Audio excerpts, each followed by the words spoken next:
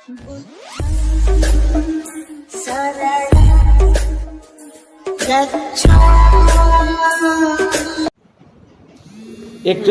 शोध का विषय है, लेकिन इतना हम यकीन करते हैं कि भारत में स्वतंत्रता दिवस को, जहाँ तक हमारी सोच है कि 56 तक नहीं मनाया गया होगा, उसके बाद ही कहीं न कहीं मनाया गया होगा, क्योंकि देश के अंदर जो भी जानकारी दी जा रही है वो सही नहीं है।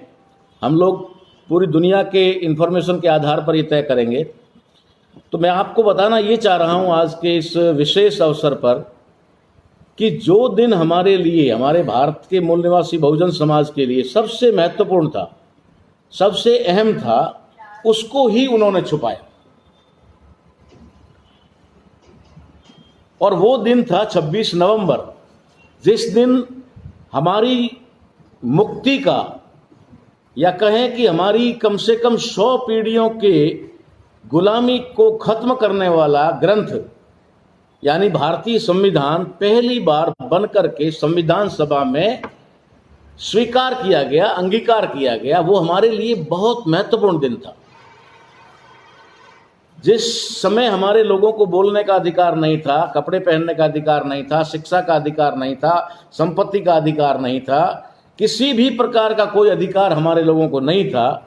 ये 2200 साल का जो समय था, उसके बाद पहली बार भारत में एक समय आया, एक पल आया, जिस समय लोगों को कहा कि अब तुम्हें संपूर्ण अधिकार है, अब तुम्हारा कोई भी अधिकार खत्म नहीं किया जाएगा, पूरा अधिकार तुमको बहाल कर दिया गया है। शायद मैं समझता हूं कि उस तथाकथित आज़ादी जो 15 अगस्त को एक ढिंडोरा पीट करके रात को 12 बजे एक रेजोल्यूशन पास कर दिया गया और उसमें जो है कह दिया गया कि अब सत्ता का हस्तांतरण हुआ है, हमने पावर जो है यहाँ के लोगों को दे दिया है, और वो सत्ता का हस्तांतरण विदेशी अंग्रेजों ने इस देश के विदेशी आर्यों को दे दिया, ब्राह्मणों को दे दिया।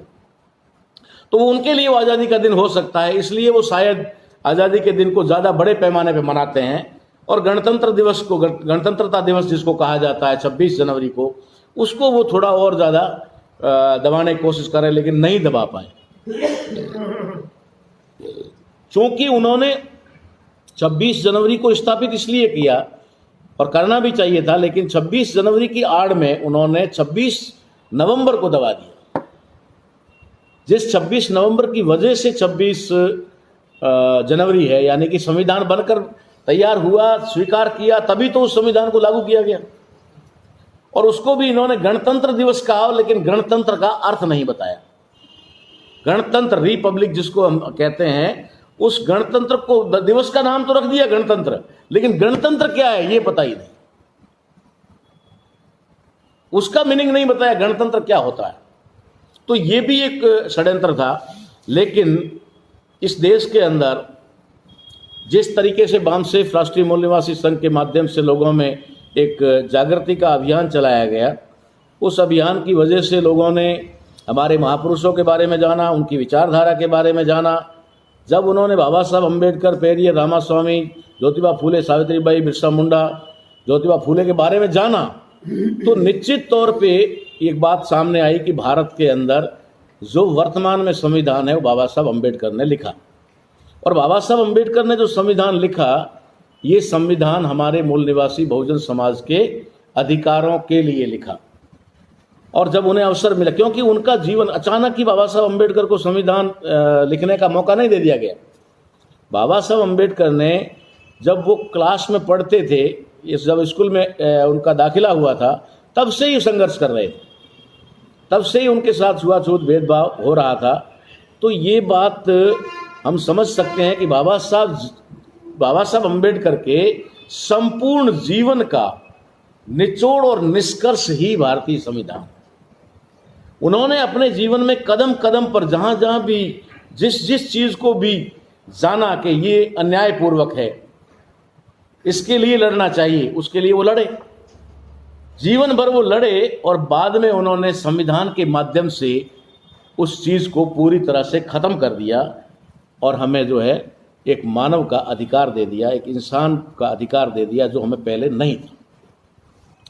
तो साथियों, हम लोग इस दिवस की अहमियत जान चुके थे, इसलिए हम लोगों ने 2010 से एक कार्यक्रम बनाया और उस कार्यक्रम के मुताबिक, चूँकि भारत का संविधान जो एक संपूर्ण बदली हुई व्यवस्था है, जो 2000 वर्षों से घिसी पिटी सड़ी गुली व्यवस्था आ रही थी, उस व्यवस्था को बाबा साहब अम्बेडकर ने बदल करके एक नई व्यवस्था को भारत को दी।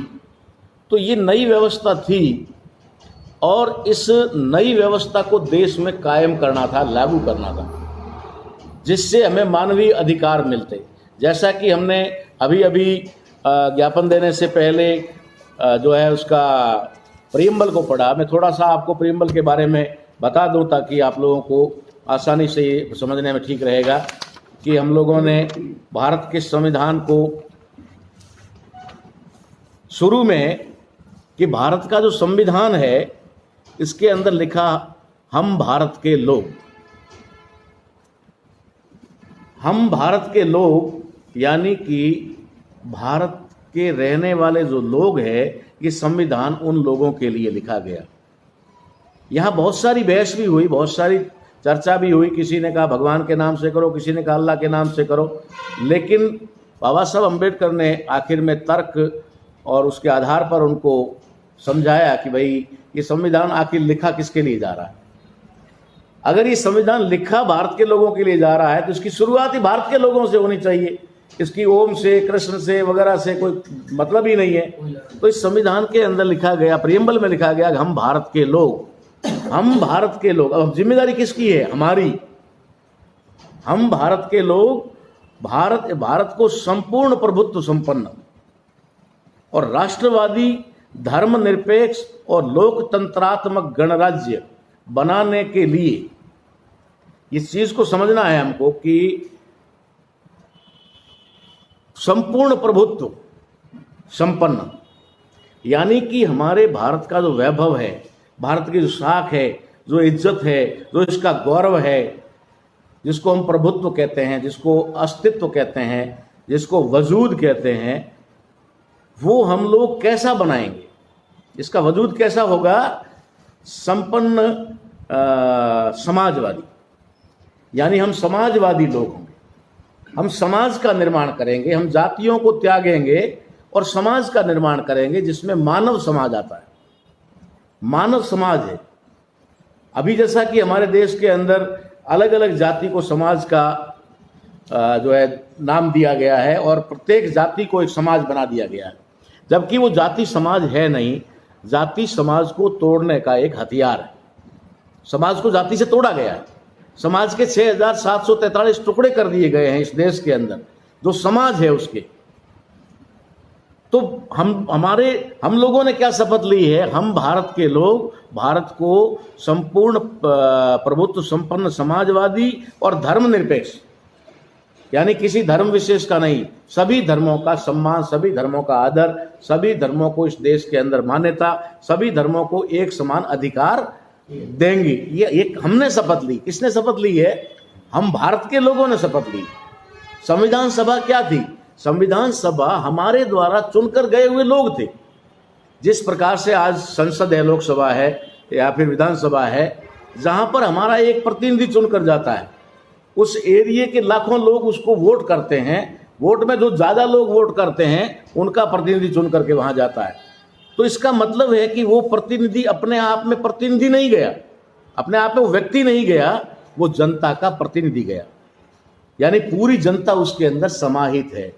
अगर वो वहां कोई भी डिसीजन लेता है, कोई भी निर्णय लेता है, अच्छा या बुरा, तो वो जनता का निर्णय है।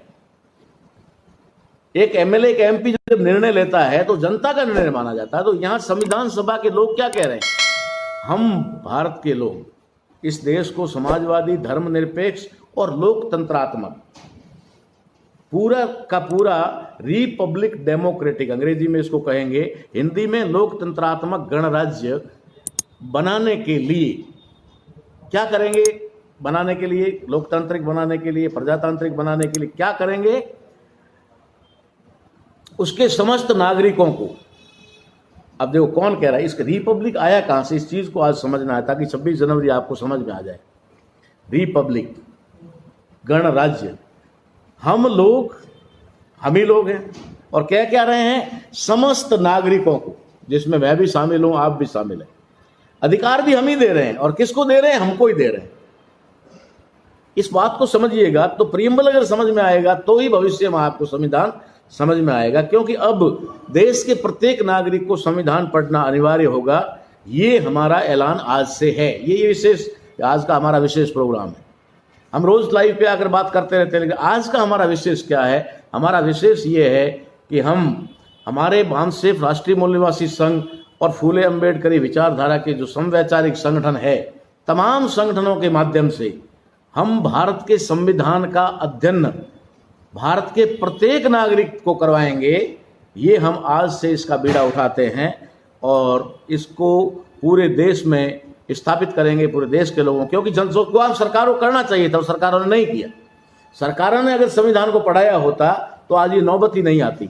लेकिन उन लोगों को संविधान पढ़ाना नहीं था, क्योंकि उनका संविधान के प्रति कोई विश्वास नहीं था, संविधान के प्रति प्रेम नहीं था, वो संविधान से सहमत भी नहीं थे, इसलिए उन्होंने ऐसा किया। तो ये प्रियम्बल क्या कह रहा है कि भारत देश को समाजवादी, धर्मनिरपेक्ष और लोकतांत्रिक गणराज्य बनाने के लिए हम भारत के लोग उसके समस्त, उसके किसके? भारत देश के समस्त नागरिकों को क्या अधिकार देंगे? सामाजिक, आर्थिक और राजनीतिक न्याय। ये न्याय होगा। सामाजिक में कोई ऊंच नीच नहीं होगा, कोई भेदभाव नहीं होगा, किसी के साथ कोई बतेरा व्यवहार नहीं होगा। कोई भी व्यक्ति जो है समाज के अंदर ऊंचा या नीचा नहीं होगा। समाज में जो भी सबका सम्मान महत्व होगा, समान इज्जत होगी। ये स्थापित करना चाह रहे हैं नागरिकों को, ये बताने के, भारत को संपूर्ण समाजवादी बनाने के लिए आर्थिक रूप से और राजनीतिक रूप से न्याय मिलना चाहिए। आर्थिक न्याय का मतलब है कि आर्थिक समानता होनी चाहिए। हमारे अंदर ज़्यादा आर्थिक अंतर नहीं होना चाहिए। भारत के प्रत्येक नागरिक के बीच में आर्थिक अंतर नहीं होना चाहिए। आर्थिक न्याय उनको मिलना चाहिए। कहीं पर भी उसके हक को मारा नहीं जाना चाहिए, उसकी मजदूरी नहीं मारी जानी चाहिए, उसका कोई हक नहीं मारा जाना चाहिए। तो उसके लिए सामाजिक, आर्थिक और राजनीतिक, राजनीति में भी उनको बराबर अवसर मिलना चाहिए। जिस तरीके से आज हो रहा है कि हमारे देश के अंदर सिर्फ और सिर्फ आरक्षित पदों पर ही हमारे लोग चुनाव लड़ रहे हैं, और आरक्षित चुनाव, जहां आरक्षित सीट होती है वहां हमारे 10-10, 15-15 आपस में लड़ते हैं। जब वो 10-10, 15-15 खड़े होकर के लड़ने शुरू हो जाते हैं, तो जो सवर्ण जाति के लोग हैं वे सारे इकट्ठे होकर के अपने किसी न किसी कमजोर कैंडिडेट को चुन लेते हैं। तो जो हमारा पढ़ा लिखा, जानकार और जो समझदार होता है वो आदमी किनारे हो जाता है, क्योंकि हम 5 से लड़ रहे हैं वहां पर, ठीक है ना। तो हमने कुछ समय पहले एक फॉर्मूला दिया था समाज को। उस समय मुझे रिप्लाई मिला था, मैंने कहा यार तुम जनरल की सीटों चुनाव क्यों नहीं लड़ते? तो उन्होंने कहा, हंस करके मुझे कहा कि जनरल की सीटों से अपन चुनाव कैसे लड़ सकते हैं। मतलब उनके दिमाग में तब तक ये बात थी कि जैसे SC ST की सीटें हमारे लिए रिजर्व है, वैसे जनरल वाली सीटें उनके लिए रिजर्व है। हमारे लोगों की सोच। तब हमने उनको कहा भैया जनरल का मतलब होता है सभी, वहां कोई भी बंदा खड़ा हो सकता है। तो ये 5-7 साल पहले ही हम लोगों ने लोगों को इन्फॉर्मेशन दी, और उसके बाद लोग समझने लगे। लोगों ने कहा अच्छा जनरल सीट पर भी अपन चुनाव लड़ सकते हैं। तो किसी ने जनरल सीट पर लड़ने की हिम्मत की। अभी मेरे सामने बहुत बड़ा आंकड़ा आया जाड़ो जिले के अंदर कि SC और ST के लोग जनरल सीटों से ज्यादा चुनकर लड़ाए, जनरल सीटों से ज्यादा चुन करके आए। क्योंकि सामान्य सीट पर वो लोग खड़े हुए जाति वाइज, कोई किसी जाति, कोई किसी जाति का, वो खड़े हो गए, और हमारा एक बंदा खड़ा हुआ SC ST का, और SC ST के और कुछ OBC के लोग मिलकर के उसको जिता दिया। वो सवर्ण आपस में बढ़ करके बिखर करके रह गए। तो जैसा फॉर्मूला वो अपना रहे हैं वही फॉर्मूला हमें अपनाना चाहिए। तो राजनीति में भी ये संविधान कहता है कि राजनीति में भी हमें न्याय मिलना चाहिए, समानता मिलनी चाहिए। तो नहीं मिली, जब नहीं मिली तो हमें ये बात हमारे लोगों को समझानी पड़ी कि भैया आप लोग ऐसा कर सकते हो। तो भारत का संविधान भारत के समस्त नागरिकों को यह अधिकार देता है सामाजिक, आर्थिक और राजनीतिक न्याय, विचार अभिव्यक्ति, विश्वास, धर्म और उपासना की स्वतंत्रता। कितनी चीजें हैं? विचार, आप अपने विचार कहीं भी रख सकते हो, बिना आप शब्द इस्तेमाल किए, बिना गाली गलौज किए, बिना किसी को तू तड़ाक किए आप अपने विचार रख सकते हैं। आपको कहीं पर भी अपने विचार रखने का अधिकार है। यह आपका भारत का संविधान दे रहा है।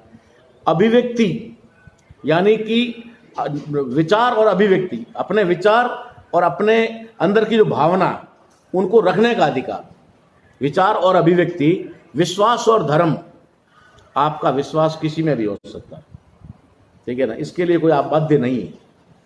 और इसी का फायदा हमारे देश के अंदर सबसे ज्यादा तथाकथित एक धर्म ने लिया, जो भी धर्म नहीं है, दूसरा धर्म है लेकिन नाम बदल करके उन्होंने लिया, और उसके आधार पर उन्होंने विश्वास और धर्म कि भाई स्वतंत्रता है इसको, इसलिए उन्होंने पत्थरों को पुजवा लिया, कुछ भी कर दिया, इधर से उधर करके उन लोगों को गुमराह किया। लेकिन हमारा संविधान कहता है कि किसी को भी किसी में विश्वास करने का और किसी भी धर्म को मानने का अधिकार है।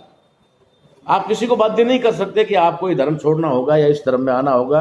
सभी को बराबर समानता है और उसकी स्वतंत्रता है कि आप किसी भी धर्म की उपासना कर सकते हैं, किसी भी इष्ट को मान सकते हैं, किसी भी भगवान को, देवी देवता को मान सकते हैं, अल्लाह को, ईश्वर को, वाहेगुरु को, ईसा मसीह को मान सकते हैं। उसके लिए आप बाध्य नहीं है, ये स्वतंत्रता दी गई।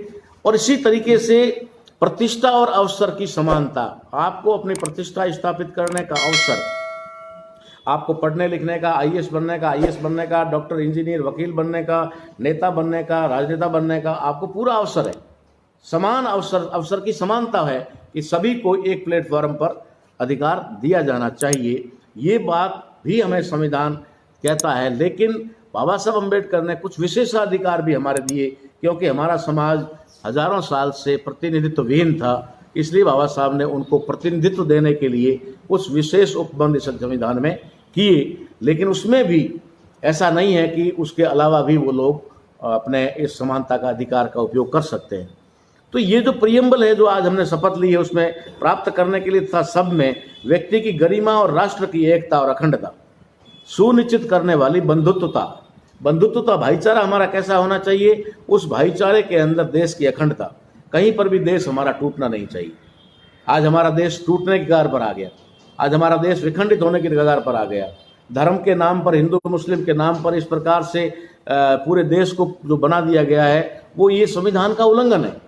आज जो हमने ज्ञापन दिया है वो चेतावनी पत्र, ज्ञापन नहीं है, हमने उनको चेतावनी पत्र दिया है कि इस तरीके के हालात देश में हो रहे हैं, संविधान के विरुद्ध काम हो रहा है, कि राष्ट्र की एकता और अखंडता को खत्म किया जा रहा है, खतरे में डाला जा रहा है। व्यक्ति की गरिमा, अगर अचानक ही एक आदमी के 100 आदमी के बीच में एक आदमी हो और अगर उसे धर्म का पूछ लिया तो एकदम से वो डिमोरलाइज हो जाएगा, या अगर उसने कह दिया कि मैं मुस्लिम हूं तो सारे लोग उसको ऐसे देखने लग जाएंगे।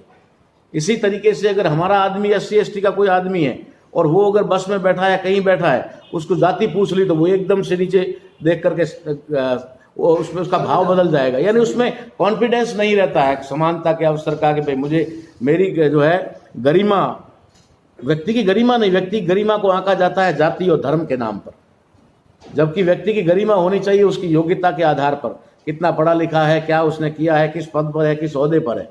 लेकिन वो नहीं होकर के यहाँ जाति और धर्म के नाम पर किया जाता है। तो ये ऐसी बंधुत्वता होनी चाहिए, उस बंधुत्वता को इन्होंने पूरी तरह से खत्म कर दिया और आपसी बैर भाव जो है पूरी तरह से फैला दिया।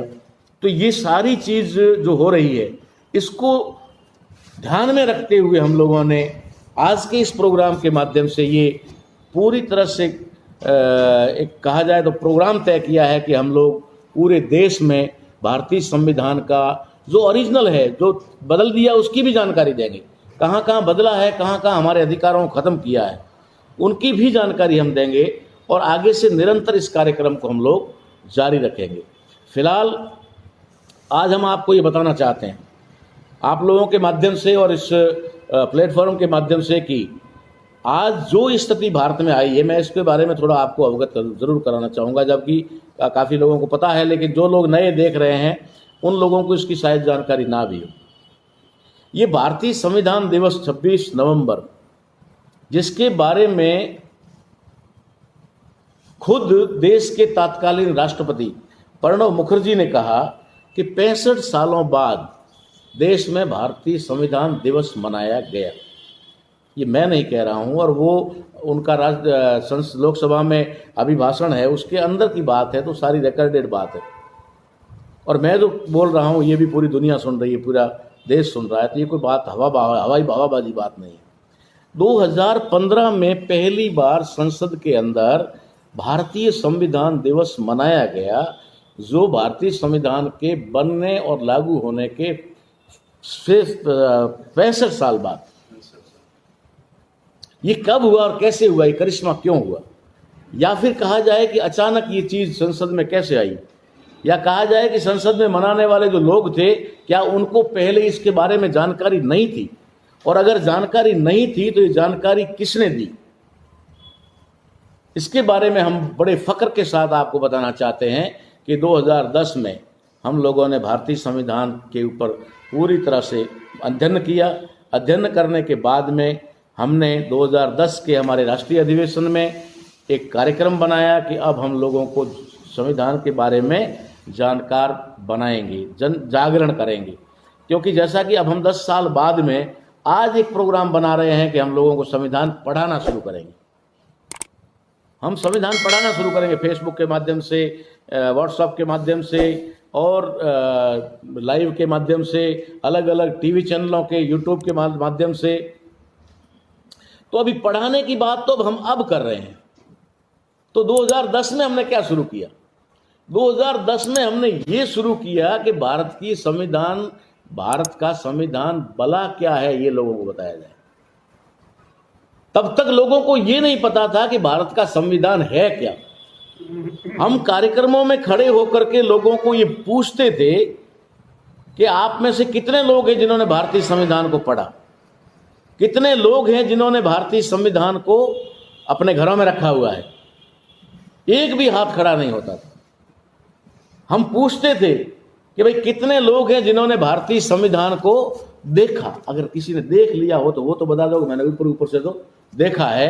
तब भी कोई एक आध हाथ खड़ा होता था। तो जिन लोगों ने भारत के संविधान को देखा ही नहीं था, उन लोगों को क्या पता भारत का संविधान है क्या। तो सबसे पहले तो हमें लोगों को बताना था कि भारत का संविधान है क्या। हमने 2015 तक 14 दिसंबर तक हमने लोगों को ये बताया कि भारत का संविधान है क्या। ये तुम्हारा मुक्ति का ग्रंथ है। तुमने जो रामायण, महाभारत, उपनिषद और कई प्रकार के वेद ग्रंथ घर में रखे हुए हैं, वे तमाम तुम्हारे सत्यानाश और तुम्हारी गुलामी के ग्रंथ हैं। और जो तुम्हारे गुलामी के ग्रंथ हैं वो तुम्हारे घरों में है, लेकिन जो तुम्हारी मुक्ति का ग्रंथ है उसको तुमने आज दिन तक दर्शन ही नहीं किया, देखा ही नहीं है। तो ये बात जब हम लोगों को समझाते थे, बताते थे, तो लोगों की इसके प्रति थोड़ा इंटरेस्ट, थोड़ी रुचि बढ़ने लगी। जब बढ़ने लगी तो लोगों ने सोचा संविधान है क्या। तो लोगों ने धीरे धीरे दबी आवाज में हमसे ही पूछना शुरू किया कि भाई ये भारत का संविधान मिलता कहाँ है, अगर हम लेना चाहें तो कहाँ मिलेगा, क्या आप हमें लाकर दे सकते हैं। हमने पूरे देश के अंदर हमारे जितने बुक सेलर और जितने भी प्रकाशक थे, उन सब से कह दिया कि ज़्यादा से ज़्यादा भारतीय संविधान छापो और लोगों के अंदर वितरण करो, लोगों में सेल करो। तो धीरे धीरे स्थिति ये हुई कि 2015 के आते आते लोगों में डिमांड इतनी बढ़ी कि बुक स्टॉल पे जाकर के सीधा यही पूछते थे संविधान है क्या। तो ये हमने एक अभियान चलाया था कि भारतीय संविधान के प्रति लोगों को जागरूक किया जाए। उसके बाद में हमने लोगों से कहा कि चलो भाई आपने संविधान देख लिया, किसी ने थोड़ा पढ़ भी लिया, किसी ने इसके बारे में जान लिया, अब आपको पता है ये संविधान देश में कितना लागू है। जिस संविधान के बारे में हमने आपको बताया वो भारत का संविधान भारत के अंदर 10% से ज्यादा लागू नहीं किया गया। 90% एज इट इज इसको छोड़ दिया गया, सिर्फ 10% ही लागू किया गया। 10% भी लागू इसलिए किया गया जिससे उनको ज्यादा फायदा हो रहा था, जैसे उनके कारखाने, उनके बिजनेस, उनका वाणिज्य, उनकी जमीन, उनके संपत्ति रखने का अधिकार।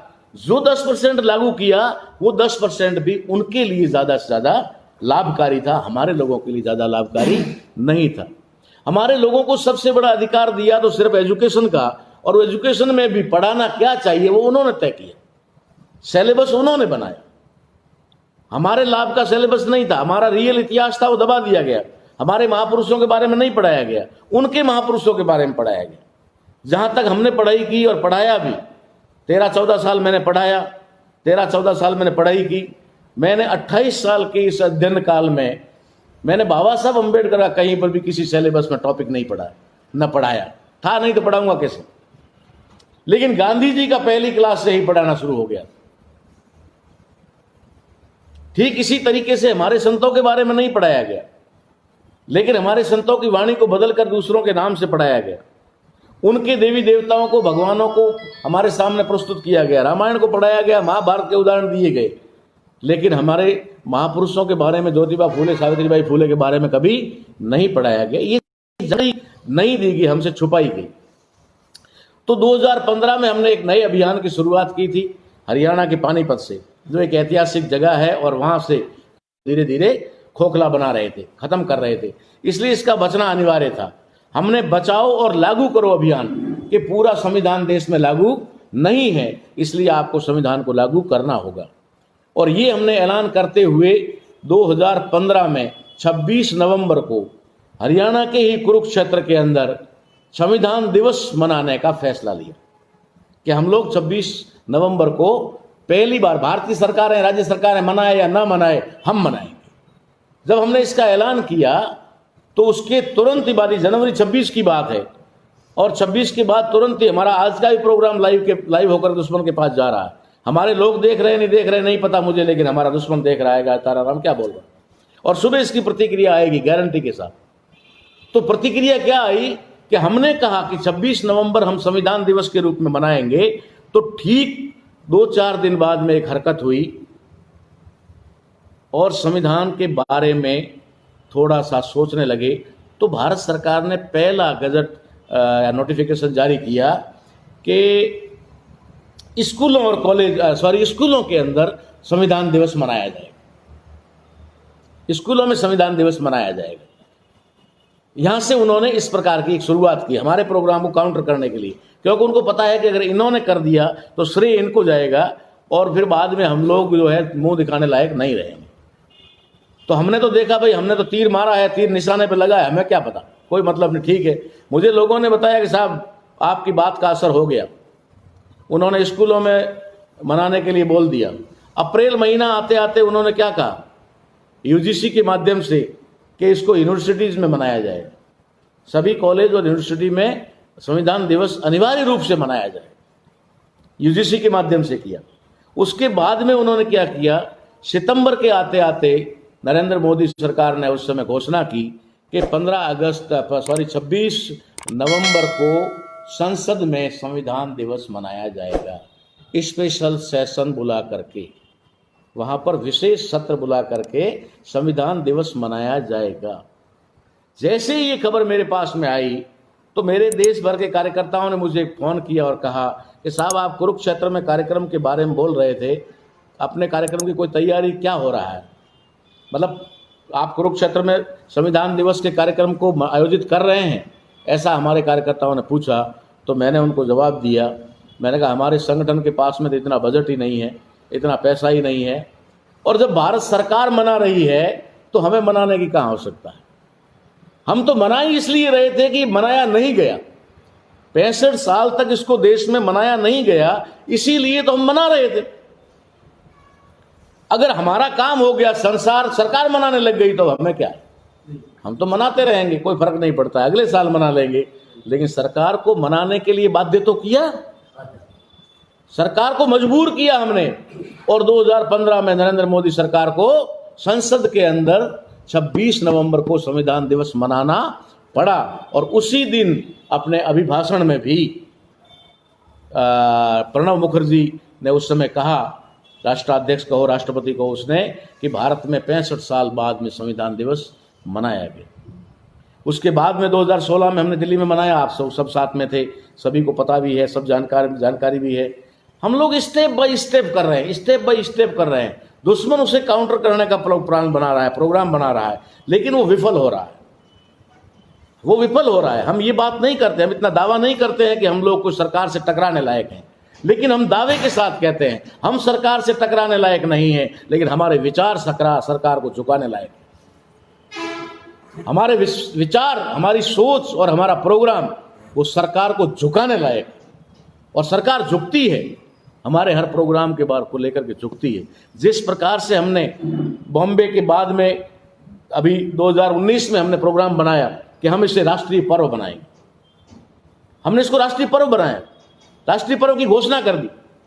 पिछले ही साल देश के अंदर लगभग 25% लोगों ने इसे दीपावली की तरह घर में मनाया। दीपक जला करके, पटाखे छोड़ करके खुशियां मनाई, नए कपड़े, नए मिठाई, पड़ोस में अड़ोस में सारा लोगों को उसको एक त्योहार के रूप में लिया। और उसकी शुरुआत हमने पिछले साल की, और इस साल आज हमें दिखाई दे रहा है, आज मैं पूरे दिन सोशल मीडिया पे ये देख रहा था कि पूरे देश के अंदर इस बार 50% से ज्यादा लोग संविधान दिवस को त्योहार के रूप में मना रहे हैं। पिछली साल 15 से 20% थे, 25% थे, इस बार 50% हुए हैं। अगली बार गारंटी से के साथ कहते हैं कि 2021 और 22 के आते आते देश, कम से कम देश के मूल निवासी बहुजन समाज तो प्रत्येक भारत का नागरिक जो है वो इस संविधान दिवस को त्योहार के रूप में मनाएगा, महापर्व के रूप में मनाएगा।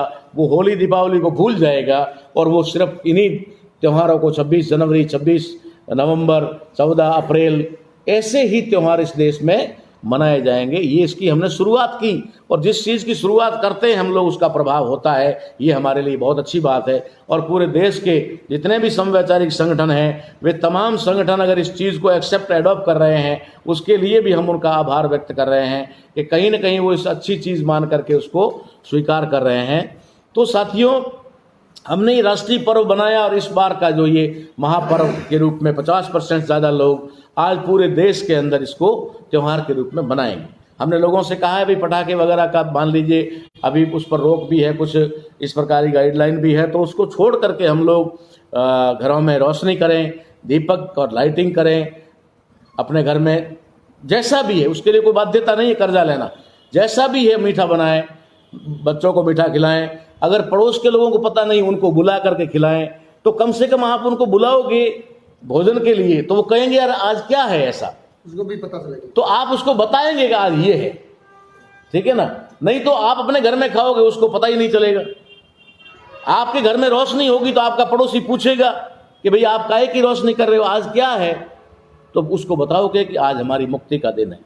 आज वो संविधान जिसकी वजह से आज हम सीना तान कर चलते हैं, आज हम हर किसी से लड़ते हैं, आज हम अपने अधिकारों की बात करते हैं। आप कहीं पर भी आज हमारा अपमान होता है तो हम धड़ाक से सामने खड़ा होकर के बोलते हैं हम भी इंसान हैं। ये दिन है हमारा, ये बताएंगे आप। अगर कोई घर आपके पड़ोस में गरीब घर है या जिसको जानकारी नहीं है, 4 मोमबत्ती उसके घर में पहुंचाओ, उसको भी आप 4 मोमबत्ती दे करके कह सकते हो कि आज तुम्हारे घर में भी रोशनी करो, तो उसको भी पता लगेगा कि वास्तविकता क्या है। तो साथियों, मैं आप लोगों को आज ये संदेश इस माध्यम से देना चाहता था कि आज का जो पर्व है हमारा, ये हमारे लिए बहुत ही महत्वपूर्ण है। और मैं निश्चित तौर पे गारंटी के साथ कहता हूं कि अगर हमारा जिस तरीके से संविधान बचाओ और लागू करो अभियान चल रहा है और उसमें हम जो आए दिन सफलता प्राप्त कर रहे हैं, हमारा दुश्मन भी कम नहीं है, वो भी इसको छिन्न भिन्न करने में लगा हुआ है। वो भी अभी जो पूरी तरह से लगा हुआ है कि जल्दी से जल्दी इसको निष्प्रभावी और कर दिया जाए, लेकिन कर नहीं पा रहा है। और हमने भी कहा है तू कर ले, कितना करेगा। हमारे बाप ने लिखा है, वो लिखा हुआ तो हमारे पास में है, वो लिखा हुआ तो है। पहले हमारी जनता अनपढ़ थी, तुम जो लिखते थे वो तो मंजूर हो जाता था, जो तुम नगाड़ा बजाकर ऐलान कर देते थे जनता मान लेती थी। अब हम नहीं मानेंगे। अब तुम्हारा नया संविधान बना भी है, हमें मालूम है। तुम्हारा नया संविधान मनुस्मृतियों से प्रभावित है, वो भी हमें मालूम है। तुमने नए संविधान के अंदर राम कृष्ण और इन सबको डाल दिया है, ये भी हमें मालूम है। लेकिन मानना तो हमारे हाथ में होगा। तुम 15% लोगों ने, 10% लोगों ने हमारे पुरखे द्वारा लिखे हुए संविधान को नहीं माना, तो हम तुम्हारे इस लिखे हुए संविधान को 90% लोग क्यों मानेंगे। तुम नहीं मानोगे तो हम भी नहीं मानेंगे। तो हम लोगों को हमारे संविधान के प्रति पूरी तरह से अवेयर कर रहे हैं, जागृत कर रहे हैं कि आपके पुरखे ने क्या लिखा था, कहाँ पर इन्होंने बदमाशी करके कौन से अनुच्छेद को छिन्न भिन्न कर दिया, तोड़फाड़ कर दिया, छेड़छाड़ कर दिया। ये सारा जो है हम लोगों को समझाने का प्रयास कर रहे हैं, कोशिश कर रहे हैं, और इसका निरंतर इसका रिजल्ट आ रहा है, निरंतर रिजल्ट आ रहा है।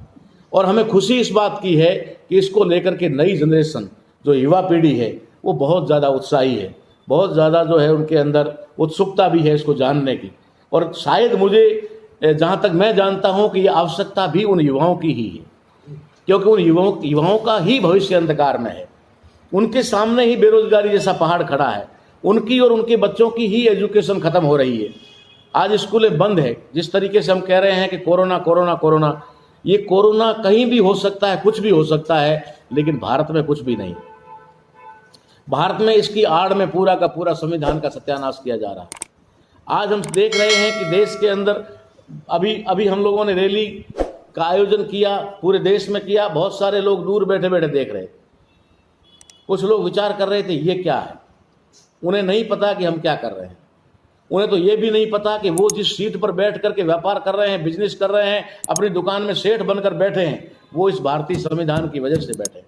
इस भारतीय संविधान के आर्टिकल 19 की वजह से बैठे हैं। आर्टिकल 19 नहीं होता तो इनको व्यापार करने का अधिकार नहीं होता।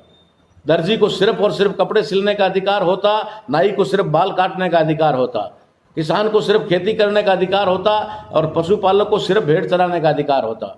आज हमारे लोग, अलग अलग जाति के लोग बिजनेस में, कपड़े का व्यापार, बिजनेस, नाना प्रकार के कहाँ अलग अलग राज्यों में जाकर के उन लोगों ने शायद आर्टिकल 19 पढ़ लिया होता, आर्टिकल 19 पढ़ लिया होता, तो शायद वो ये नहीं पूछते कि ये क्या है। लेकिन कोई बात नहीं, नहीं पढ़ा तो हम सब की जिम्मेदारी है कि हम उनको जा करके पढ़ाएं। हमारे जितने ओबीसी भाई हैं जो व्यापारी लाइन में हैं, जो बिजनेस करके वो ये कह रहे हैं कि हमने तो आरक्षण का फायदा नहीं लिया, हमें संविधान ने क्या दिया, हमें बाबा साहब अम्बेडकर ने क्या दिया, हम उसके लिए क्यों करें, हमने तो हमारी मेहनत से किया, और हमें तो हमारे इष्ट ने, हमारे भगवान ने, हमारे बाबा जी ने, हमारे गुरु जी ने दिया। उन लोगों को आर्टिकल 19 की फोटोकॉपी करके, प्रतिलिपि करके, उसकी फोटोकॉपी करके उसकी दुकान पे दे दें। कि अब आप बताइए कि आपके ये आर्टिकल 19 के लिखे जाने के बाद में आपके गुरुजी, आपके देवता, आपके भगवान आए हैं, या इससे पहले भी थे? और पहले थे तो ये व्यापार करने का अधिकार आपके बाप दादाओं को क्यों नहीं था? आपके बाप दादाओं को तो दूर खड़े करके बनिया पैकेट बना करके फेंकता था, तुम्हें हाथ में भी नहीं देता था। ये ओबीसी के लोगों की ही बात कर रहा हूं मैं, कोई SC ST की बात नहीं कर रहा हूं। उन लोगों के साथ ऐसा होता था। तो आज वे लोग, किसान के बेटे, जो पशुपालक के बेटे, जो लोहार के बेटे, जो सुथार के बेटे, बढ़ई के बेटे, और जो अन्य जातियों के अंदर भी जो लोग हैं, चाहे वो नाई के बेटे हो, चाहे दर्जी के बेटे हो, चाहे कुम्हार के बेटे हो, आज वो बिजनेस कर रहे हैं, बड़े बड़ी दुकानें बड़े बड़े राज्यों में, बड़े बड़े शहरों में लेकर बैठे हैं। तो उन लोगों को समझना चाहिए कि अधिकार तुम्हें मिला कहां से। आर्टिकल 19 पढ़ लो। आर्टिकल 19 पढ़ोगे तुम्हें पता लगेगा कि दूसरे राज्य में जाकर के पढ़ने का अधिकार, जो है व्यापार करने का अधिकार, तुम्हें भारत के संविधान ने दिया है। लेकिन तुम्हें भारत के संविधान के बारे में जानकारी न होने की वजह से तुम्हारा दुश्मन जो है भ्रमित करता है और कहता है कि तुम तो जो कुछ भी हो वो तुम्हारे भगवानों की वजह से हो, या फिर हमारे दिए हुए मुहूर्त की वजह से हो। हमने तुम्हारी मुहूर्त, दुकान का शुभ मुहूर्त दिया था, इसलिए दुकान चल पड़ी। तो क्या किसी की दुकान नहीं चलती है तो वो अशुभ मुहूर्त था? लेकिन हमारे लोग भोले भाले नहीं जानते हैं, उनको संविधान की जानकारी नहीं है। उनको संविधान की जानकारी करवाना ये हमारे लिए बहुत महत्वपूर्ण है। हम आप लोगों को आज यहाँ ये संदेश दे करके कि जो लोग भी संविधान के बारे में जानते हैं वो कुछ भी करें, अपने घर का सारा काम करें, अपनी आवश्यकता की सारी चीज करें, उसके साथ साथ सिर्फ 1 घंटे का समय निकालें। 1 घंटे का समय निकालें। और जिस तरीके से हमारे बहुत सारे लोग जो भक्त हैं, अंधभक्त हैं या फिर अंधविश्वासी हैं, वे सुबह उठ करके गीता का पाठ करते हैं, ठीक है, कोई रामायण पढ़ते हैं, कोई रामायण देखते हैं टीवी पर, कहीं न कहीं तो कुछ ना कुछ करते हैं ना। हम लोग क्या करें? हम लोग सुबह उठ करके जल्दी, जिस समय भी हमें समय मिले, चाहे रात को मिले, दोपहर में मिले, हम कम से कम 1 आर्टिकल का अध्ययन कर लें। 1 आर्टिकल को हम लोग पढ़ लें। अगर कोई बड़ा आर्टिकल है जिसमें कुछ ज्यादा चीजें हैं, उसको आप 2 दिन में पढ़ लें, तो 395 का मतलब हुआ कि आपका 400 दिन में आपके 25-50 दिन मिस भी हो जाएंगे, तब भी आप इसको 6 महीने में पूरा पढ़ लोगे। 6 महीने में इसको पूरा पढ़ा जा सकता है। तो 6 महीने में आप पढ़ सकते हैं, या आप 1 साल में इसको पढ़ सकते हैं। तो आप इसको एक साल में भी पढ़ लेंगे तो भी कोई दिक्कत नहीं है, क्योंकि बहुत सारे आर्टिकल तो बहुत छोटे छोटे हैं, एक दिन में 2 को 3 को पढ़ सकते हैं। जो भी पढ़ा लिखा व्यक्ति है, थोड़ा बहुत ही पढ़ा लिखा है, वो जब पढ़ेगा तो पढ़ते समय उसको समझ में नहीं आएगा, नहीं समझ में आएगा तो वो नोट करेगा और हमसे पूछेगा या और किसी संविधान के जानकार से पूछेगा कि मैंने ये आर्टिकल आज यहां से यहां तक पढ़ा, इसमें कुछ शब्द मेरे समझ में नहीं आए, कुछ मीनिंग मेरे समझ नहीं आया, तो वो आपको समझाया जाएगा।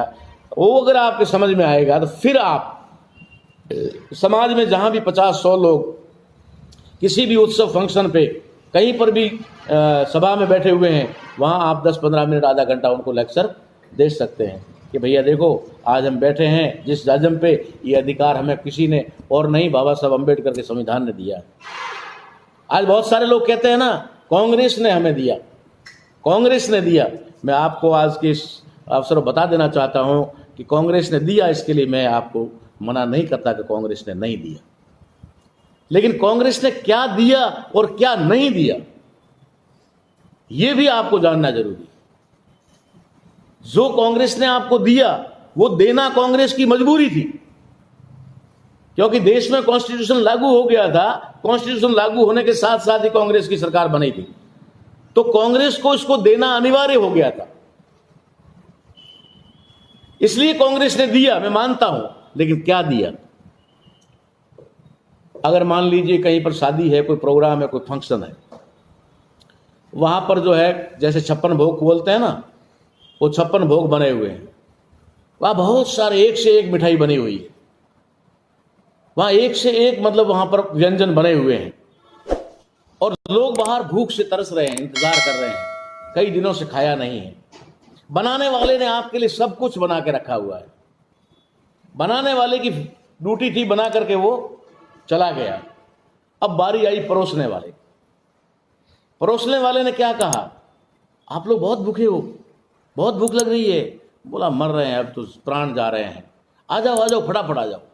और उसने आपको दाल और चावल डाल दिया, आपको दाल चावल डाल दिया, और आप खा करके बड़ा खुश हो गए, है ना, कि भाई परोसने वाले की बड़ी मेहरबानी कि इसने तो हमारा पेट भर दिया, हम भूखे थे। खाने वाले को यह नहीं पता है कि और भी कुछ था जो छुपा दिया गया, तुझे नहीं मिला, और देने वाले की नीयत में नहीं था कि इनको दिया जाए, इसलिए उसने नहीं दिया। यही हमारे समाज के साथ हुआ, यही इस देश की जनता के साथ में हुआ। बाबा साहब अम्बेडकर ने हमें संविधान के अंदर अनेक अधिकार दिए, जिससे हमारा भविष्य 70 साल में तो पता नहीं ये देश कहां से कहां पहुंच गया होता, इस देश के अंदर कितना तरक्की हो गई होती, विश्व गुरु बन गया होता, दुनिया मोहताज होती। आज हमारे 15 साल के या 20 साल के समय में चाइना पूरी दुनिया को विवश और मजबूर कर सकता है हर चीज के लिए। चाइना ज्यादा समय नहीं हुआ, 20 साल पहले चाइना भूखमरी कगार पर था, भूख से मर रहा था, वहां पर लोगों की हत्याएं करना मजबूरी हो गई थी, लोगों को मारना मजबूरी हो गई थी। लेकिन अचानक वहां एक परिवर्तन आया, युवाओं में एक जोश आया, और उन्होंने कहा कि हम लोग हमारे देश को समृद्ध बना के रहेंगे, और ऐसा समृद्ध बनाया कि आज विश्व शक्ति अमेरिका जैसा देश भी उस पर मोहताज है, उसका मोहताज है कि चाइना नहीं होगा तो उसका काम नहीं चलेगा। दुनिया में कोई ऐसा व्यक्ति नहीं है जिसके पास चाइना का कोई आइटम ना हो, कोई ना कोई चीज तो चाइना की उसके पास होगी ही होगी। तो चाइना जो खत्म हो चुका था पूरी तरह से, पूरी दुनिया में सबसे पिछड़ गया था, वो आगे बढ़ सकता है। तो भारत तो संपन्न देश है, भारत दुनिया में जहां पर खनिज नहीं है, वे सारे तमाम खनिज यहाँ हैं, यहाँ के खनिज दुनिया में जाकर के चीजें बनती है, यहाँ का लोहा बाहर जाता है, यहाँ का सोना बाहर जाता है, यहाँ की चांदी अबरक बाहर जाती है, यहाँ का पत्थर तक बाहर जाता है। आप मानो अंदाजा लगाओ, यहाँ का तेल भी अब तो दोहन होकर बाहर जाने लग गया। तो ये सारी चीज भारत में है, लेकिन यहाँ नियत नहीं थी देने वालों की, नियत की वजह से ऐसा हुआ। तो हमारा देश भी संपन्न हो गया होता, ये देश का संविधान पूरी तरह से इस देश में लागू कर दिया गया होता। पूरी तरह से इस देश में संविधान को लागू नहीं किया गया, इसी वजह से आज देश हर चीज के लिए मोहताज है। कोई भी चीज देश के अंदर देश की अपनी नहीं है, चाहे सुरक्षा के मामले में देख लो, हथियारों के मामले में देख लो, चाहे टेक्नोलॉजी के मामले में देख लो, चाहे मशीनों के मामले में देख लो, किसी भी चीज में भारत आत्मनिर्भर नहीं है। हमारे प्रधानमंत्री जी कह रहे हैं कि हमें आत्मनिर्भर बनना है। किसमें बनना है? मिट्टी के बर्तन बनाने में आत्मनिर्भर बनना है, मिट्टी के बर्तन बनाने में आत्मनिर्भर बनना है, पकोड़े बनाने में आत्मनिर्भर बनना है, हमें कपड़े बुनने में आत्मनिर्भर बनना है, हमें वापस 2000 वर्ष पहले वाला भारत बनाना है। ये तमाम चीज़ें हम लोगों को समझनी पड़ेगी। अगर ऐसा नहीं हुआ तो हमारा देश बर्बादी की तरफ चला जाएगा। इसलिए हमने निरंतर ये कार्य करने का फैसला किया है। मरना प्रत्येक व्यक्ति को है, हम भी मर जाएंगे, अमर कोई नहीं आया है, आप भी अमर नहीं आए, हम भी अमर नहीं आए हैं। मरना सबको है, लेकिन कब मरना है और कहाँ और कैसे मरना ये किसी को भी पता नहीं है। तो हम ये शपथ लेते हैं कि हम लोग जब तक जिंदा हैं, जब तक प्राण हैं, हम इस संविधान के बारे में लोगों को पढ़ाते रहेंगे, समझाते रहेंगे, जागृत करते रहेंगे और दुश्मन के दांत खट्टे करते रहेंगे, दुश्मन को समय समय पर झटके देते रहेंगे, चाहे वो कुछ भी कर ले। अभी अभी आपको देखा होगा आपने कि पूरी तरह से कोरोना को वापस जीवित किया गया, कोरोना को पूरी तरह से जीवित कर दिया गया। क्यों जीवित किया गया और क्यों पहले लाया था? क्योंकि अप्रैल और मई में बहुत बड़े आंदोलन इस देश में होने वाले थे। शाहीन बाग एक विकराल रूप धारण कर चुका था। इसके साथ साथ में ईवीएम के विरुद्ध में बेरोजगारी के और किसानों का आंदोलन खड़ा होने वाला था, स्टूडेंट्स का आंदोलन खड़ा होने वाला था। उन आंदोलनों को दबाने के लिए उन्होंने लॉकडाउन किया कोरोना के माध्यम से, कोरोना की आड़ में। और अभी उनको पता कि हमारा जैसे ही मैसेज गया, आज हमने लोगों से अपील की थी कि 26 नवंबर को पूरे देश में तकरीबन 6 लाख गांवों में और 7,000 से ज़्यादा तहसीलों में ज्ञापन दिया जाएगा। ऐसे घबरा करके उन्होंने फिर से कोरोना को जीवित किया और फिर 144 धारा लगा दी, फिर इस तरीके से किया ताकि ये लोग ना कर सके, वरना आज यहाँ पर भी हज़ारों की संख्या में लोग होते। लेकिन उन्होंने पूरा का पूरा फिर से इसको किया। ठीक है, उनके पास पावर है, वो कर सकते हैं, लेकिन हम भी देखना चाहते हैं कि वो अपने पावर का मिसयूज करके, दुरुपयोग करके वो कब तक ऐसा करते हैं, हम भी देखते हैं। हम भी रुकने वाले नहीं हैं, हम भी डटे रहेंगे, हम अपने अधिकारों को लेकर के रहेंगे। हम आप जिन बच्चों को हमने जन्म दिया है या जो बच्चे हमारे अभी जन्म पैदा होने वाले हैं, उनका भविष्य हम बर्बाद होने नहीं देंगे, किसी भी हालत में बर्बाद नहीं होने देंगे।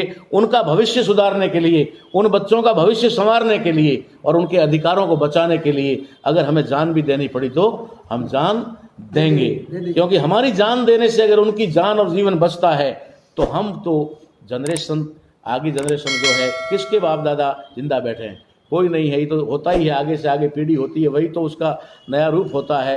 तो अगर हम जहाँ तक है कि हमारी आने वाली जनरेशन को बचाने में सफल हुए तो निश्चित तौर पे ये हमारी बड़ी सफलता होगी। उसके लिए हमारी कुर्बानी भी होती है, तो कोई दिक्कत नहीं है, हम लोग कुर्बान होने को तैयार हैं। और हम पूरे देश से आज अपील करते हैं कि हमारे पास में मात्र एक रास्ता है, एक रास्ता है, एक रास्ता है, और वो है भारतीय संविधान को बचाना। अगर भारतीय संविधान बचता है तो दुनिया की कोई ताकत हमारा बाल बांका नहीं कर सकती। और हमने इसको अगर सरकारों को मजबूर कर दिया, विवश कर दिया इसको मनाने के, लागू करने के लिए, तो कोई दुनिया की ताकत हमारे विकास को रोक नहीं सकती, कोई नहीं रोक सकती। मैं ये डंके की चोट पे कहता हूँ। और इसके लिए हमें एक बहुत बड़ा काम करने की आवश्यकता है, जो मैं आज यहाँ अभी आखिर में ये बात संदेश देना चाहता हूँ कि जिस तरीके से अभी हमारे भारतीय संविधान को खत्म करने के लिए या इसको हटाने के लिए उनके पास जो ब्रह्मास्त्र है वो है ईवीएम मशीन। और ये जग जाहिर हो चुका है, पूरी दुनिया जान चुकी है, भारत का भी प्रत्येक नागरिक जान चुका है। लेकिन नागरिक की मजबूरी है कि अब वो अकेला जाकर वोट ना दे तो क्या है, संगठित नहीं है, हम संगठित नहीं हैं। और कहीं पर लोगों को इसकी पूरी जानकारी भी नहीं है कि ऐसा भी हो सकता है। अभी तक हमारे समाज में 5-7% लोग जागरूक हुए हैं, अभी भी हमारे समाज के 90% लोग जागरूक नहीं है। तो मैं उन लोगों के लिए संदेश देना चाहता हूं जो लोग राजनीतिक दल बनाकर चल रहे हैं, जिन लोगों ने राजनीतिक पार्टियां बना रखी है और जो लोग राजनीतिक पार्टियां बना करके चुनाव लड़ रहे हैं, और चुनाव हारने के बाद में वो ईवीएम मशीन को कोस रहे हैं। हारने के बाद में ईवीएम मशीन को कोस रहे हैं, तो क्या उन लोगों को चुनाव लड़ते वक्त इस बात का पता नहीं था कि मुझे चुनाव जो लड़ रहा हूं वो तो ईवीएम से होने वाला है? अरे मरने के बाद तो किसी को भी पता लग जाता कि मर गया है। जिसको ये पता चले कि मरने वाला है वो डॉक्टर हो सकता है, वो भगवान हो सकता है, वो जानकार हो सकता है कि ये मरने वाला है, इसको बचाओ, जल्दी से जल्दी इसकी ट्रीटमेंट करो, दवा दो। मरने के बाद हर कोई कहते हाँ ये तो मर गया, हाँ ये तो मर गया, हाँ ये तो मर गया। अगर हम कहते हैं कि हम हारे और ईवीएम मशीन की वजह से हारे, तो जब चुनाव की घोषणा हुई उस समय आपने ये ऐलान क्यों नहीं किया कि चुनाव अगर ईवीएम मशीन से होता है तो मैं और मेरी पार्टी इस ईवीएम मशीन के द्वारा चुनाव होने वाले चुनाव का बहिष्कार करते हैं? ऐसा क्यों नहीं किया? इससे ये साबित होता है कि कहीं ना कहीं आप लोग भी उसमें शामिल हैं, आप लोग भी उसमें शामिल हैं, और आप शामिल हैं और उसके बाद उसका विरोध करते हैं। जब चुनाव नहीं होते हैं तब हम ईवीएम का विरोध करते हैं, ईवीएम में घोटाला होता है, ईवीएम बहुत बड़ा घोटाला है, ये है वो है, बहुत बड़े पैमाने हम चिल्लाते रहते हैं। लेकिन जब चुनाव होता है तो हम अपनी सहमति दे देते हैं, हम भी चुनाव लड़ रहे हैं, ईवीएम से चुनाव करवाने को राजी हैं। ये कहां की समझदारी है? मेरी समझ में नहीं आ रही। ये उन पॉलिटिशियन के लिए कह रहा हूं देश के अंदर जो अपने आप को बहुत बड़े धुरंधर मान रहे हैं, बहुत बड़ा जो है राजनेता समझ रहे हैं। मैं समझ रहा हूं कि राजनीति उन लोगों के साथ हो रही है, वो राजनीति नहीं कर रहे हैं, राजनीति उनके साथ खेली जा रही है, उनका इस्तेमाल हो रहा है, कहीं न कहीं उनको डरा धमका करके कहीं न कहीं उनका जो है इस्तेमाल किया जा रहा है। कहीं न कहीं उन्होंने कोई न कोई इस तरीके की गलती की हुई है जिसकी वजह से उनको भारत सरकार के चुनाव आयोग की बात को मानना पड़ रहा है। नहीं कि वो कभी सीबीआई का डंडा दिखा देते हैं तो कभी और किसी एजेंसी का, डराने के लिए कि तुम्हारे साथ कार्रवाई हो जाएगी, ये हो जाएगा।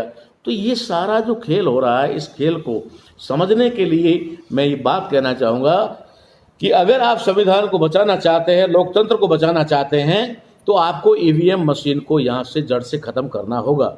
और ईवीएम मशीन को जड़ से ख़त्म करने का एकमात्र रास्ता जो मेरे पास है वो रास्ता ये है कि आपको चुनाव का बहिष्कार करना होगा। जब लोकसभा और विधानसभा में चुनाव हो रहे थे ईवीएम से, तब से हम विरोध कर रहे हैं। लोकसभा और विधानसभा के बाद में वो निकाय के चुनाव में आ गई मशीन, हम विरोध करते ही रह गए। विधानसभा से निकाय से निकल करके नगर पालिकाओं तक और नगर निकाय तो वहां तक आ गई, तब भी हम लोग चिल्लाते रहे। अब तो सरपंच और डेलीगेट और जो भी है पंचायती राज के चुनाव में भी मशीन घुस गई है और हम विरोध ही कर रहे हैं। हम विरोध कर रहे हैं और वो आगे बढ़ रही है। तो हमारे विरोध का क्या मतलब है? हमारे विरोध का असर तभी हो सकता है जब हम इसका बहिष्कार करें। कोई एक पार्टी, कोई एक राजनीतिक दल अगर इसकी शुरुआत करता है कि मैं इसकी शुरुआत करता हूं कि मैं इस चुनाव में भाग नहीं ले रहा, मेरा राजनीतिक दल रजिस्टर्ड है, मेरा जो है मान्यता प्राप्त है और मैं चुनाव लड़ने का अधिकारी भी हूं, मुझे पूरे देश में चुनाव लड़ने का राइट भी है, उसके बावजूद भी मैं चुनाव का बहिष्कार करता हूं। अगर एक राजनीतिक दल ये बात कहता है तो जरूर निश्चित तौर पे कुछ दूसरा राजनीतिक दल भी उसमें शामिल होगा और वो भी कहेगा मैं भी आपके साथ हूं, फिर तीसरा कहेगा, फिर चौथा कहेगा, फिर पांचवा कहेगा। ऐसे करते करते करते करते उन राजनीतिक दलों की संख्या बढ़ जाएगी जो ईवीएम द्वारा होने वाले चुनावों का बहिष्कार करते हैं। और करते करते ये स्थिति आ जाएगी कि अकेला एक या दो संगठन ही बचेगा जो ईवीएम का समर्थन करने वाला। हमारे लोग इंतजार कर रहे हैं, किस चीज का इंतजार कर रहे हैं कि बीजेपी ईवीएम मशीन से चुनाव करवाती है और करने के लिए वो तैयार रहती है या फिर उसको उसमें फायदा है, वो ईवीएम का इस्तेमाल करती है। तो हमारे लोग क्या सोचते हैं? विरोध कांग्रेस को करना चाहिए। जब कांग्रेस विरोध करेगी तो हम भी करेंगे। हम विरोध नहीं करेंगे तब तक जब तक कांग्रेस विरोध नहीं करेगी। उन भोले भाले लोगों को यह नहीं पता कि कांग्रेस ही तो देश में ईवीएम लाई थी। ईवीएम मशीन आई ही कांग्रेस के समय में थी, और ईवीएम की वजह से ही मनमोहन सिंह 2 बार प्रधानमंत्री रहे। तो 10 साल का उनका टर्म था, 10 साल उनको अगर राज करने को दिया तो कांग्रेस 10 साल इनको राज करने के लिए देगी ना भाई। तो नरेंद्र मोदी जी ऐसे ही थोड़ी बन गए दोबारा प्रधानमंत्री। जैसे मनमोहन सिंह दोबारा प्रधानमंत्री बने थे, ठीक वैसे ही मोदी जी भी दोबारा प्रधानमंत्री बने, और दोनों ही ईवीएम से बने। तो जो ईवीएम से 2 बार प्रधानमंत्री बन गए मनमोहन सिंह या कांग्रेस, वो कांग्रेस कैसे विरोध करेगी ईवीएम का, और कैसे कहेगी कि ईवीएम से चुनाव मत करो। 10 साल का तो उनको कंप्रोमाइज किया हुआ है ना भाई, वादा किया हुआ है ना, 10 साल तक तो तुमको रहना पड़ेगा। अब अगले 10 साल बाद फिर कुछ और हो सकता है, नया हो सकता है। तो ये जो ईवीएम मशीन का विरोध हमारे लोग सोच रहे हैं कि कांग्रेस करेगी और कांग्रेस करेगी तब हम करेंगे, ये उनकी बेवकूफी के अलावा और कुछ भी नहीं है। क्योंकि कांग्रेस और बीजेपी आपको दिखने में 2 है, वरना एक ही है, ये कोई अलग नहीं है। क्यों अलग नहीं है? सिंबल अलग होने से वो अलग नहीं है, राजनेता अलग होने से वो अलग नहीं है, उनके अलग अलग प्रधानमंत्री के दावेदार होने से वो अलग नहीं है। दिखाई दे सकते हैं कि वो अलग है, वो एक है। क्यों एक है? क्योंकि जो लोग बीजेपी को नियंत्रित करते हैं, संचालित करते हैं, वे ही लोग कांग्रेस को भी संचालित करते हैं। एक ही वर्ग के लोग जो दोनों जगह नियंत्रित करते हैं, दोनों जगह कंट्रोल करते हैं, वे आपस में रात को बात करके सेट करते हैं कि ठीक है, इनको ऐसे ऐसे चलाओ, हम इनको ऐसे ऐसे चलाते हैं। हम मोदी जी को और शाह जी को ऐसे ऐसे हाँकते हैं, और तुम जो है सोनिया जी को और राहुल जी को ऐसे ऐसे हाँको। वह हाँकने का कार्यक्रम, हाँकने वाले कोई और है, और हाँकने वाले दोनों शाम को बैठकर बात करते हैं कि ठीक है, आज तुमने बढ़िया हाँका, आज मैंने भी ठीक हाँका। ये जो जब तक होगा, हमारे लोग इस इंतजार को खत्म करें कि कांग्रेस ईवीएम का विरोध करेगी, वो कभी विरोध करने वाली नहीं है। ईवीएम का विरोध किसी न किसी मूल निवासी बहुजन समाज के लोगों को ही करना होगा, उनके ही राजनीतिक दलों को करना होगा। और मैं दावे के साथ कहता हूं कि अगर कोई एक इस बात की शुरुआत करके देखे, फिर देखना कितने लोगों की लाइन लग जाएगी, और आखिर में कांग्रेस और बीजेपी दोनों एक्सपोज हो जाएगी। जो ईवीएम का विरोध नहीं करने वाली पार्टियां होगी, सिर्फ 2 बचे और कोई नहीं बचने वाला। सब लोग करेंगे विरोध इसका, लेकिन शुरुआत करने वाला चाहिए। तो मैं संविधान बचाने के लिए, ईवीएम को हटाने के लिए ज़रूरी है, इसलिए ईवीएम हटाने का मैंने ये रास्ता आपको बताया है। अगर आप लोग इसको ज़्यादा से ज़्यादा करते हैं, क्योंकि मैं राजनीति की बात अभी तक नहीं कर सकता, मैं उन लोगों में नहीं हूँ कि फिर एक कोई नई झोंपड़ी बना करके उधर चल दूं और फिर समाज को जो है बांटने का काम करूं। हम लोगों को राजनीतिक दलों पर एकीकरण की ज़रूरत है, सामाजिक लेवल पे हमको एकीकरण की कोई ज़रूरत नहीं है। सामाजिक लेवल पर जितने ज़्यादा संगठन बनेंगे, उतना ही जन जागरण का काम ज़्यादा से ज़्यादा होगा, होना भी चाहिए। मैं तो कह रहा हूँ, सामाजिक लेवल पे जितने संगठन बनते हैं बनने दीजिए, लेकिन लोकतंत्र को बचाने के लिए हमें राजनीतिक दलों को, संगठनों को एक होना होगा। जितने राजनीतिक दल संगठित होंगे, हमारा वोट इतना ही प्रभावी होगा। नहीं तो हमारा वोट डिवाइड हो जाता है, और हमारा वोट जब डिवाइड हो जाता है तो हम लोग कमज़ोर हो जाते हैं। थोड़े थोड़े वोट लेकर के हम लोग बढ़ जाते हैं, और हमारा दुश्मन जो है कभी 30%, कभी 31% वोटों से राजा बन जाता है। इसलिए आप लोगों से पूरी तरह से गुजारिश है, अपील है कि आप राजनीतिक दलों में जहाँ पर भी आप टच हैं, कहीं न कहीं आप वोट कर रहे होंगे, कहीं न कहीं आप किसी के समर्थक रहे होंगे, तो उन सभी लोगों से निवेदन करें कि हो सके तो अलग अलग राज्यों में इस क्षेत्रीय दलों को सपोर्ट करें, और एक ही क्षेत्रीय दल को उस प्रदेश के अंदर चुनाव लड़ने के लिए अधिकृत करें। उसके बीच में हम छोटे छोटे अड़ंगे न डाल करके उनको विभाजित करने का काम न करें। हम राजनीतिक प्लेटफॉर्म पर एक होने की कोशिश करें, आपस में हम भाईचारा बनाने की कोशिश करें, आपस में हम सीटों का और टिकटों का बंटवारा जो होता है उसको ध्यान में रखकर करें, ताकि हम लोग दुश्मन को कमज़ोर कर सकें। ये मैं आप लोगों से अपील करता हूं, आप लोगों से उम्मीद करता हूं आप आज के हमारे संदेश को ज़्यादा से ज़्यादा शेयर करेंगे, लोगों तक पहुंचाएंगे, क्योंकि संविधान को बचाना है तो लोकतंत्र को बचाना होगा, लोकतंत्र को बचाना है तो ईवीएम को हटाना होगा, ईवीएम को हटा करके राजनीतिक दलों को संगठित होना होगा, संगठित होकर के एक होना होगा। तब हम लोग कभी भी अलग अलग रह कर के जीत हासिल नहीं कर सकते। इसलिए आप लोगों से पुनः गुजारिश है, अपील है कि आप इस संदेश को ज़्यादा से ज़्यादा लोगों तक पहुंचाने का काम करेंगे।